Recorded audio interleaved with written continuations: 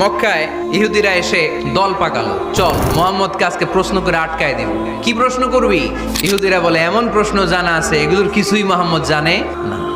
ইহুদিরা এসে হাজির, মুহাম্মদ আমরা কালিমা পড়ে মুসলমান হব। আল্লাহ রাসূল তো মহা খুশি, তাই আসো, তবে শর্ত আছে। কি শর্ত? 3টা প্রশ্নের উত্তর দিতে পারলে লাইন ধরে আমরা সব কালিমা পড়ে ফেলবো।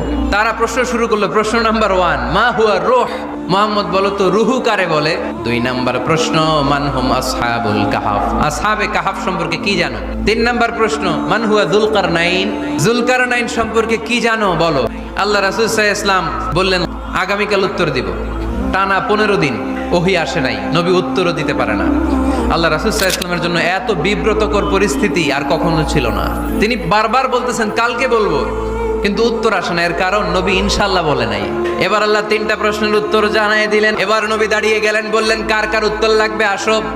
রূহু হলো আল্লাহর আদেশ, আল্লাহর আদেশে ঢুকে আর আল্লাহর আদেশে বের হয়। আসহাবে কাফের 7 জন ছেলে ছিল, গুহার মধ্যে আল্লাহর ভয়ে ঢুকেছে। 309 বছর পরে আল্লাহ তাদেরকে আবার ঘুম থেকে জাগিয়েছে। জুলকারনাইন এমন একজন বাদশা, গোটা বিশ্বকে শাসন করেছে, তার শাসন ক্ষমতার কোনো কমতি ছিল না। সুবহানাল্লাহ। তাহলে আমার নবী মন গড়া কথা বলে, তাই না?